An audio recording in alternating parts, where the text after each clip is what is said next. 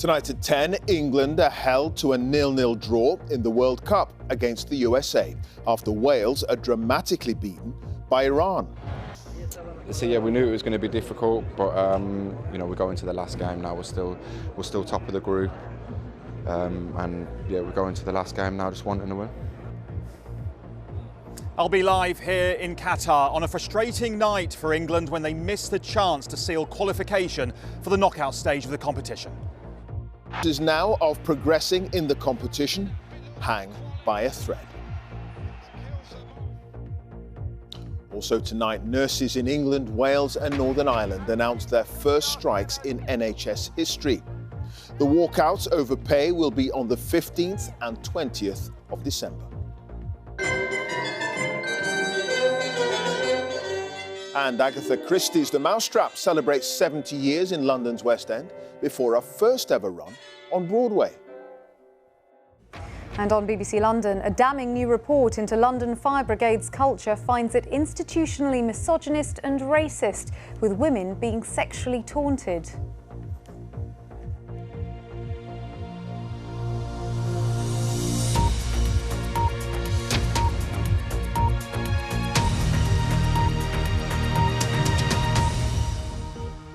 Good evening. England remain top of their group at the World Cup in Qatar, despite a disappointing 0-0 draw against the USA. The result means an England victory or draw in their next match against Wales will see them go through to the last 16. The Welsh have a real battle on their hands to qualify for the knockout stages after being beaten 2-0 in their match against Iran. In a moment, we'll hear from Dan Johnson, who watched the England game with fans in Stourbridge. But first, here's our sports correspondent, Natalie Perks, in Qatar. The Bedouin tent-inspired Al Bayt Stadium was the destination. And on the party bus, English confidence was flowing.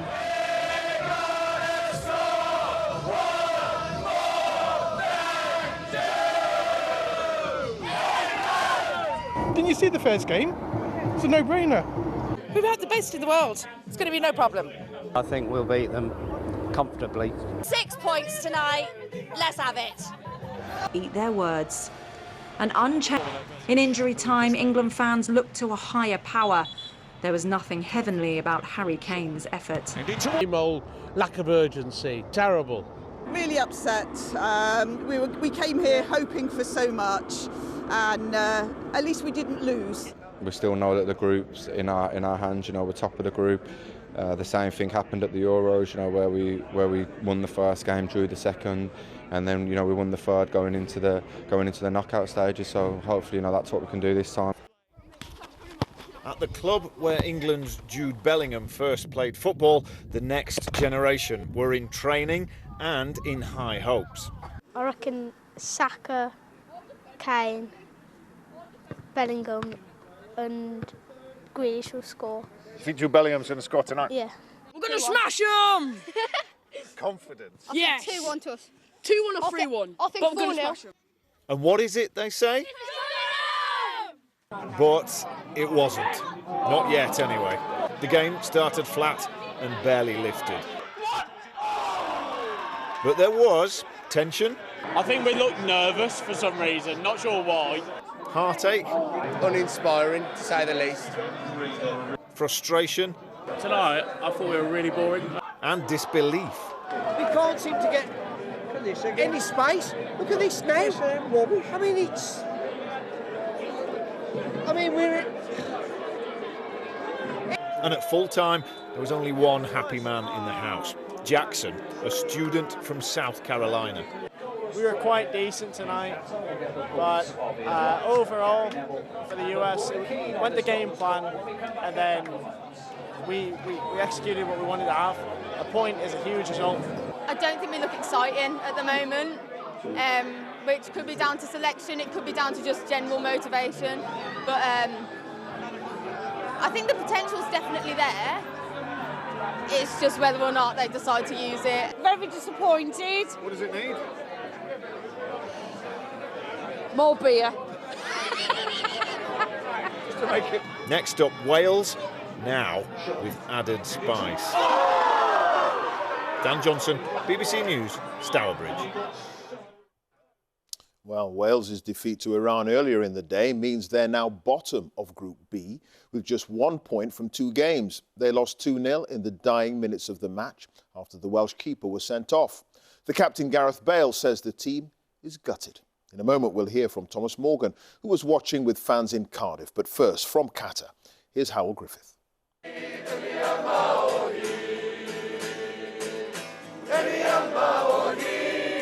If it was simply down to the singing, Wales would be in the semi-finals already. 4-part harmonies hang in the air when there's a chance of a first World Cup win in 64 years. I get nervous every time, and he makes me more nervous. It's unbelievable. I just can't believe that I'm here, and I just hope Wales win against Iran. Before play began, some politics. Wales warmed up with rainbows on their sleeves, a gesture against discrimination. Iran's players sang their anthem, unlike their silent protest against England. Wales started well, Kiefer Moore testing, Hosseini staying strong. But soon Wales felt the heat, hesitating in defence, helped eventually by the video referee, offside. Out as Wayne Hennessy sprinted from his line to clear the ball. He cleared out Mehdi Taremi instead. Red card, and the red wall started to crumble. First with a... It's gutting. Yeah, we're gutted. There's no other way to say it. We fought until the last second, but yeah. This history, deflation and defiance. It feels like an end of an era to me, to be honest, and yeah, gut churning. Well, we've got nothing to lose now, so everything to play for, really. You know? We've got to beat that game, so we've got to beat England. And so Wales wilted under the desert sun. Only now beating England next week gives them any hope of staying in this competition. Rini Yma o hyd, as the fans sing, Wales are still in this, but only just. Howell Griffith, BBC News at the Ahmed Bin Ali Stadium. Football took precedent over lessons in Wales today, as several schools showed the game instead of textbooks. And as the anthem rang out across the country, in the fan hubs, beers flowed and emotions were high. But any optimism quickly changed to tension as Wales failed to convert possession. Goalless at half-time, maybe not going the way that many fans had hoped and predicted. There's tension in the air, but they're all still making the most of the occasion. If we lose today, we're out, I think. Gotta win, must win. I'm still rooting for Wales. I still think they can do it, and I'm optimistic for them to get out of the groups. Just turn it up. Just don't be scared. Just go for it. It's the World Cup. Just go for it. As the second half went on, disaster. A red card for Wales and 2 goals for Iran in the dying minutes. We didn't show up, if I'm honest. We could have and should have got more out of it, but again, that's up to the team and the way the staff work, and I don't think we tried enough today. I think that we should have got a goal because we deserved it, but it just is what it is. As the pupils return deflated to the classroom, despite the disappointing result, the Red Wall will at least try and enjoy what may on Tuesday be their last game of a first World Cup appearance since 1958. Thomas Morgan, BBC News, Cardiff. Well, the host, Qatar, have been eliminated from the competition. Well, with more on that and the England and Welsh games, our sports editor Dan Rowan joins us now live from Qatar. Dan, just put today's results in context for us for the home nations. Well, Clive, England came into tonight's match full of confidence after one of their biggest ever World Cup wins, but this felt like something of a reality check for Gareth Southgate's side, didn't it? And if you thought England against Wales on Tuesday was big before, well, it's just become even more significant because England know that just a point will be enough now to secure safe passage through to the knockout stage of the competition. They're almost certain to get through, but they've missed a real opportunity tonight, it does feel that way, to get there in just 2 games, and that of course would have meant that Southgate could have rested key players. They seem to revert back to that rather lacklustre side that struggled for form in recent months. I think some of Southgate's tactical substitutions, I think, will come under scrutiny. The decision not to bring Phil Foden on, for example. Look, there have been shocks already in this competition, the likes of Argentina and Germany suffering defeats. England are still without a loss, of course, but based on tonight, it's hard to see how they can win this competition without serious improvement. As for Wales, they must win in that match against England to have any chance. They then need the result between Iran and the United States to go their way. It was a tough undertaking for them in the heat of the day, and with a hostile crowd, of course, against Iran, Bale and Ramsey weren't able to produce the magic they've done so many times in the past, and I think coming back from that late heartbreak will be difficult for them. Yeah, Qatar are out very early for a host side. How much of a blow is that result to the World Cup in general? Well, I don't think anybody really seriously thought, Clive, that the hosts would go that far. It's the first time they've ever appeared in the World Cup. After all, they only qualified automatically because they are hosts. Nonetheless, they've invested very heavily in their national team. They did add ambitions, I think, to perhaps progress out of the group at least, and it is somewhat embarrassing. They've been waiting 12 long years, of course, for this moment. They find themselves out after just 6 days. In fact, it's the first team out, their own competition, the first hosts ever to go out after just 2 matches. But I think in the long run, the way this tournament will be judged by them is not because of their national team, but they want this to project their status and their image, their wealth and their ambition. But it does show that for all the money they've invested, it doesn't guarantee success on the pitch. OK, Dan, thank you. Dan Rowan, they're live in Qatar. Nurses in England, Wales and Northern Ireland are to stage their biggest walkout in the history of the NHS. The dispute is over pay and the strikes will be for 12 hours on the 15th and 20th of December. The Royal College of Nursing says its members have had enough of being taken for granted. Routine services will be hit, but emergency care will continue. Our health editor Hugh Pym has the very latest. It's a month till Christmas, but before then not 1 but 2 strikes by nurses at a busy time for the health service. Nurses Martha and Tom say it hasn't been an easy decision. I think it's a difficult one because you have to be organised to strike, so I know there's a lot of preparation that goes into it, so I think it's a good thing. Yeah, keen to do it. If we were given a decent pay rise, it would immediately go away. There just wouldn't be a strike. Yeah. I don't think it's anything that necessarily anyone wants to do. Cake. But the Prime Minister today visiting a GP practice said in respect of England money was a problem. Didn't even feel it. That's how amazing she was. With the Royal College of Nursing calling for 5% above inflation. What the unions are asking for, I think, is a 19% pay rise. And I think most people watching will recognise that that's obviously unaffordable. And that's why I'm pleased that the Health Secretary is sitting down, talking to the union, and hopefully we can find a way through this. Ballots at most but not all health organisations reached the required threshold to allow nurses to strike.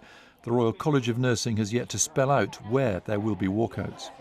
The dates may have been set, with strikes beginning at 8 in the morning and lasting 12 hours. But what's not clear yet is the precise definition of emergency care, which will continue on those days, and planned treatment and appointments, where there'll be widespread postponements because of the walkouts. We really are sorry that there will be any disruption to services, but the government needs to talk to us to avoid this disruption. But what we do say is that services are already disrupted every single day. People are waiting too long for surgery. They're waiting too long for ambulances. Employers are still uncertain about the implications of the strikes. We know that emergency services will be protected and we know that cancer services will be protected. But when we don't have nurses in their roles, it has a knock-on effect across the whole of a hospital or another service. They really are the lifeblood of hospital services. So when they're not there, it can get very difficult. Now! Nurses in Scotland have suspended strike plans after the Scottish Government made a higher offer, an increase of around 8%. One health union, Unison, says it will recommend that to members. Elsewhere in the UK, the public will have to face strikes in the NHS and other public services as Christmas gets nearer. Hugh Pym, BBC News. A damning review has judged London Fire Brigade's culture to be institutionally misogynist and racist. The report warned that the organisation needs to do more to protect its own people after uncovering a string of incidents in the workplace. Our news correspondent Sancha Berg is here. What more does the report say? Well, I've spoken this evening to the author of the report, Nazar Afzal, who was, you might remember, the chief Crown prosecutor for the northwest of England. The report was commissioned after a young black firefighter took his own life 2 years ago. And Nazar Afzal told me that he and his team had been shocked by the extent of what they found and the nature of it. Just a couple of examples. For example, a noose was left above the locker of a black firefighter.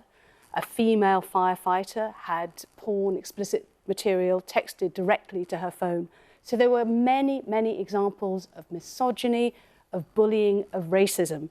And Nazar Afzal said that if nothing was done to tackle this toxic culture, then other firefighters could take their own lives. So the Commissioner of the London Fire Brigade has apologised in response to this report, and he said that he will accept all its 23 recommendations in full. Sure. OK. Sancha, thank you. Sancha Berg there.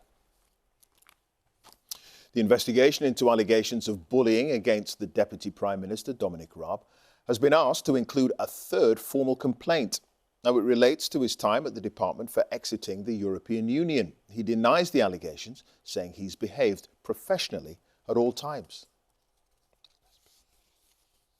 An ex-British soldier has been found guilty of shooting dead a man in Northern Ireland 34 years ago as he travelled to a football match. The former Grenadier Guardsman, David Holden, who's now 53, was convicted of manslaughter for opening fire on Aidan McAnespie at a border crossing. He's the first veteran to be convicted of an historical offence in Northern Ireland since the Good Friday Agreement and will be sentenced in the new year. Our Ireland correspondent Emma Vardy has that story. Former soldier David Holden, seen here in the face mask, was 18 at the time of the shooting. He'd been serving with the Grenadier Guards, while the British Army was deployed in Northern Ireland during the Troubles, manning an army checkpoint along the Irish border. Aidan McAnespie was believed by the army to be an IRA suspect at the time, the paramilitary group that had been waging a campaign of violence. As he crossed the border on foot, Aidan McAnespie was killed by a gunshot wound to the back. David Holden claimed his hands were wet and always said he fired his machine gun accidentally. But after a long campaign by Aidan McAnespie's family, today a judge found the former soldier guilty of manslaughter. We waited 34 years. I never thought we would have got it. As a family and local community from that area, we did not believe the version of events that David Holden or the British government put out at the time of Aidan's shooting. Yes, Aidan McAnespie was shot 34 years ago, or more than 34 years ago. The argument is always that the passage of time will leave it almost impossible to get to the truth. This ruling today actually blows that out of the water and says it is possible for other families, and we would encourage, and everyone here would encourage, other families, do not give up hope. There's still around 1,000 unsolved killings from the Troubles, but this could be the last time an army veteran faces charges. In future, there may be immunity from prosecution for former soldiers and paramilitaries for decades-old killings, as the government is bringing forward legislation which aims to draw a line under the conflict, instead focusing on gathering information for victims' families. But an amnesty on Troubles prosecutions is opposed by victims' groups, and David Holden's conviction will be seen as vindication by many other families who say they too deserve justice. Emma Vardy, BBC News, Belfast. Scientists in America say they've made a major breakthrough designing a vaccine against all known strains of flu. Our medical editor, Fergus Walsh, has more. Fergus. Thanks, Clive. We are locked in a perpetual war against the constantly changing flu virus. Every year, scientists have to make an educated guess as to which strains will be circulating. This winter's flu vaccine protects against 4 strains of flu, including H1N1, which triggered the swine flu pandemic, and H3N2, the most common strain globally. Now, scientists in the United States have developed a vaccine against all 20 known A and B strains. The vaccine gave broad protection in animal trials using mice and ferrets. The vaccine was created using the same mRNA technology as deployed in the Pfizer-BioNTech and Moderna COVID jabs. It contains instructions to our cells to produce the different spike proteins on the surface of the virus. So why does this matter? Well, a universal flu vaccine would not give perfect protection, and we'd probably need a new flu jab each winter, but it could prime the immune system against every potential flu threat, so blunting the impact of any new pandemic. We've seen over the course of history that influenza viruses do cause pandemics every 10 or 20 years. And when that next pandemic strain hits us, we hope that this kind of vaccine, if given before a pandemic, will again provide a level of immunity that will keep us out of the hospitals, keep us from dying of these new pandemic strains. Now, some flu pandemics are comparatively mild. Swine flu in 2009 caused around 500,000 deaths worldwide.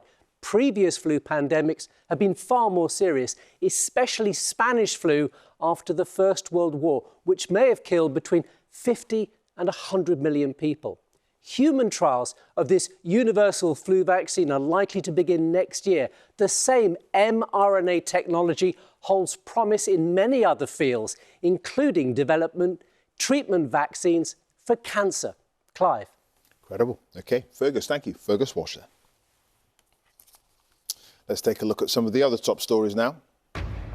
And a woman with Down syndrome has lost her challenge to the law that allows the abortion of fetuses with the condition up until birth. Heidi Krauter had argued it was discriminatory and stigmatized disabled people. However, judges at the Court of Appeal said the Abortion Act didn't interfere with the rights of those they called the living disabled. The Mayor of London, Sadiq Khan, says he's expanding the capital's low-emissions vehicle zone, the ULEZ, to cover the whole of the capital from next summer. It's estimated 200,000 cars and vans currently on the road will be liable for the £12.50 daily charge. After public consultation, it was found a majority of people oppose the expansion. Teachers in Scotland will strike for another 16 days in their dispute over pay. The largest teaching union, the EIS, says the consecutive days of action across the country will take place in January and February next year. Strike action yesterday closed nearly every primary and secondary school in Scotland, and many council nurseries too.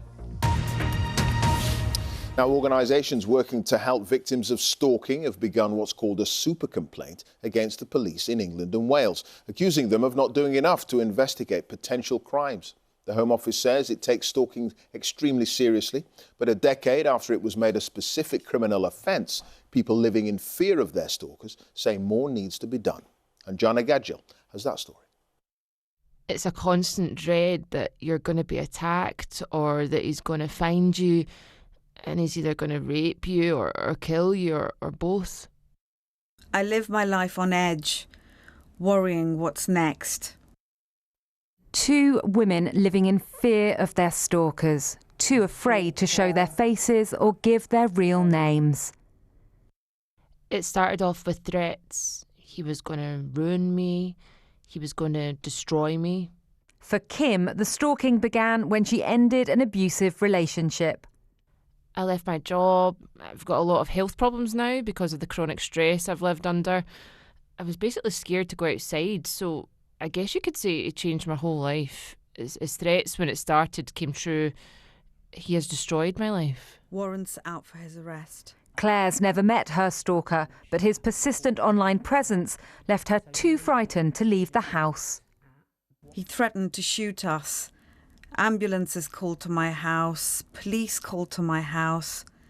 My stalker turning up on the doorstep. It felt like daily there was something about us on social media. There were 1.8 million stalking incidents in England and Wales last year. 1 in 5 women and 1 in 10 men have experienced some form of stalking, but just 5% of cases reported to the police result in a stalking charge, and only 2% of reported cases result in a stalking conviction. Both women believe the police failed to act. It got to the stage where, when I was reporting, I was scared that I was going to be charged with wasting police time. Kim carried out her own casework, leading to her stalker serving 10 months in jail. Claire's stalker was charged with harassment, not stalking, but breached bail numerous times. She says the police weren't interested. I reported it and reported it and reported it, and they just didn't protect me, I would never go to them again. We played Claire's comments to the police officer who leads the response to stalking in England and Wales. She's very disappointed in the police. I can absolutely understand that, and it goes against everything that we're trying to do. We've put in place national training for first responders, for call handlers, but also for investigators, which is really focused around identifying where's the fixation, where's the obsession, the unwanted and repeated behaviour. Both men still try to make contact. Both women are trying to rebuild their lives. And Jana Gadgil, BBC News. Agatha Christie's murder mystery play, The Mousetrap, celebrated an incredible 70 years in London's West End tonight. It's the world's longest-running theatre production, first breaking records back in 1957, when the show was just 5 years old. A year later, it was still a massive hit, beating all comers. Audiences just couldn't get enough. And by the 1970s, it was considered an institution, an almost permanent fixture in the West End. Well, now the show is off to Broadway for the very first time. Our entertainment correspondent, David Silito, has that story.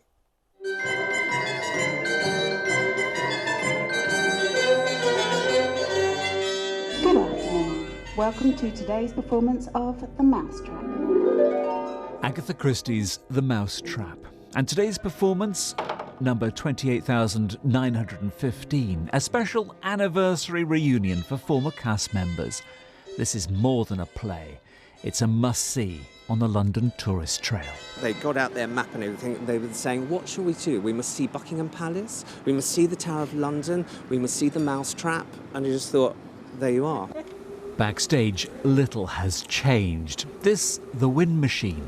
This is an original from 1952. The original from 1952, the original production.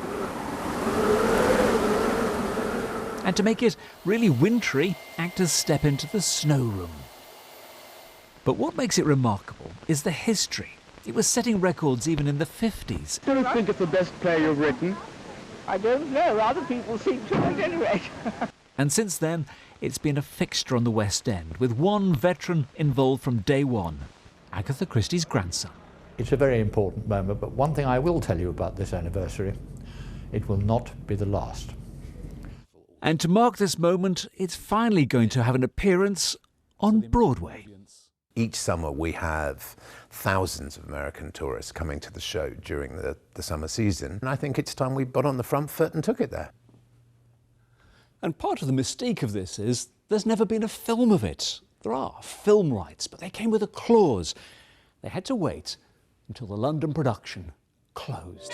70 years on, they're still waiting. David Silito, BBC News in London's West End.